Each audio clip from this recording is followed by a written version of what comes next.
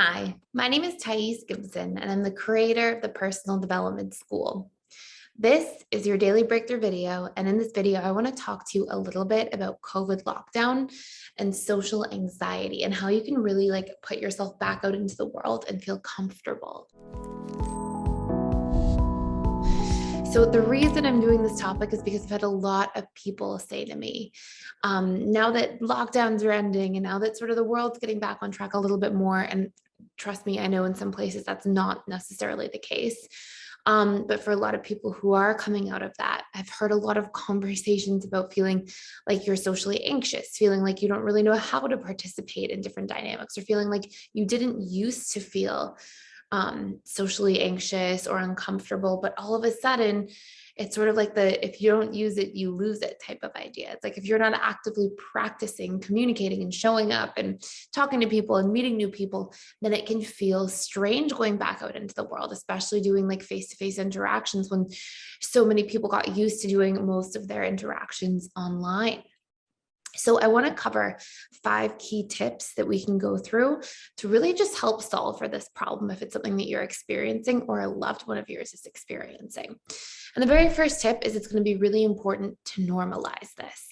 Whenever we are in a position where we don't get to exercise certain muscles, they atrophy over time. Think of like your biceps. If you used to work out your biceps all the time and then you stopped for 2 years, you're going to be a little bit rusty. Your first workout back's going to hurt a little bit more. And really that same principle applies to pretty much every facet of our lives. And so if you're in a position where you haven't been able to see people face to face and practice social interaction, even though it may have not been something you were consciously practicing, subconsciously you were constantly practicing and talking to new people and having new dynamics. And so it's normal to go through this period of feeling uncomfortable at first. And these skills have been unused, and that's okay. Number 2, a really powerful thing that you can do is start by managing your expectations of yourself. And I would recommend this for anything that we're restarting again. Maybe you're dating after a very long time or whatever it might be. Just manage your expectations. It's so easy to put yourself in a position where it's like you dump all these expectations on yourself. You think that you have to show up and go on like the best social event ever, the best date ever, or whatever it might be. That's really triggering some of that social anxiety, but it's just not the case. The whole goal would be better to just say, I'm going to go out and practice. I'm just going to show up and be myself. I'm going to take all the pressure and expectations off. And that's actually when we're most likely to get into flow and get comfortable. So if it helps you, you can even write out all of the subconscious expectations you might be carrying. So ask yourself, what do I expect from myself? Going to a social event, going on a date, going to see friends, whatever it might be. And what would be more reasonable expectations in this case? And that will really help to just get you out of that pressured space. And you can put yourself in a position where you're literally taking the pressure off. Number 3, I really advise being gentle and compassionate to yourself after your social interaction. The subconscious mind over time builds positive or negative associations to things. And we want to always hack that process. If you put yourself in a position where you've got expectations that are through the roof, and then you put yourself in a position where you're going to beat yourself up for something after. So you're going to go and be like, oh, I didn't really talk to enough people at the event, or I didn't make any friends, or I was awkward. And you're going to make all these judgments about yourself. All you're doing is literally hardwiring negative emotional associations to what you're trying to accomplish, which only makes your conscious mind then want to go to the next social event and your subconscious mind want to rebel against that happening.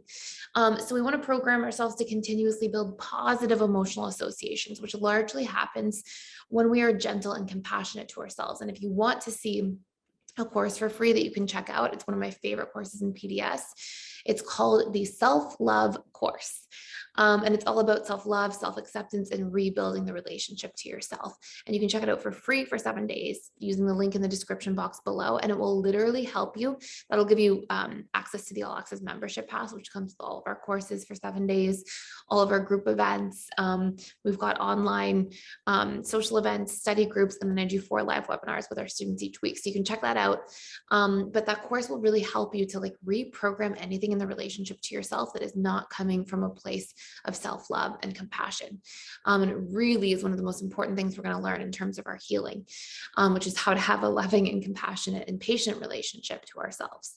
So That's huge. Be gentle and compassionate towards yourself. Number four, really great thing to do is identify like where you feel most comfortable. We all have subconscious personality needs. And if we can learn to tap into those things and then put ourselves in positions that cater to those things, we're naturally going to feel more alive.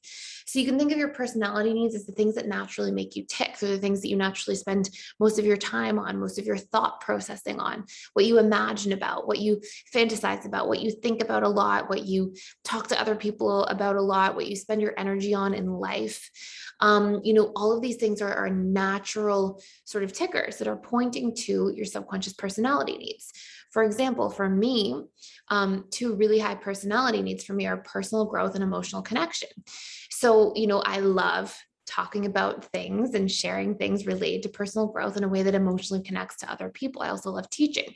And so, naturally for me to sit and do a YouTube video and share, just I'm going to feel naturally more confident because it's something I love versus if you put me in a position where I have to crunch numbers and do math all day, that would be really hard on me. I'm going to feel a lot less confident in that area. So if we can put ourselves in a place that represents our personality needs, we're more likely to have better interactions and feel more present and more focused and just more alive in general, and definitely a lot more confident.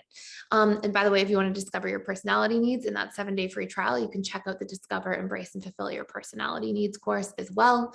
And number 5, try your best to be in a position where the things that you're trying to do in terms of connecting with other people, you do a little bit of exposure work around. So you don't expect yourself to like do everything on the first day, have the best time. Warm yourself up to the process. It goes back to this idea of like building positive emotional associations to things. If you try to do it all at once and go to like a 6-hour social event or like a full weekend event, that may be a lot more challenging than if you just like warm up to it. Go to an event for an hour and have a great time. Do your best to be present for 1 hour or for half an hour. And then once you feel a little more comfortable doing the half-hour segments or the hour-long segments, then extend yourself to something a little more out of your comfort zone, a little longer in time. Don't be afraid to take tiny bite-sized action steps on your path to feeling like your social life is normal again and you can be free of those social anxiety feelings. And some other things to just keep in mind for honorable mentions are just to check out like any cognitive distortions, any all or nothing thinking patterns you might have, or magnification you might have of different stories about yourself, and just to be on top of as well, like any core wounds that might be there for you that are affecting social anxiety. Ideas like I'm not good enough, I'll be rejected, I'm unlikable, or I'm dislikable, I'm unloved, these sorts of things. Because obviously, if that's your subconscious filter of reality, seeing and interacting through that will also be quite challenging. So hopefully that makes a whole lot of sense. Thank you so much for watching. Again, you can check out the 7-day free trial using the link in the description box below. And please like, share, and subscribe to this channel if you haven't already. And I will see you in the next video.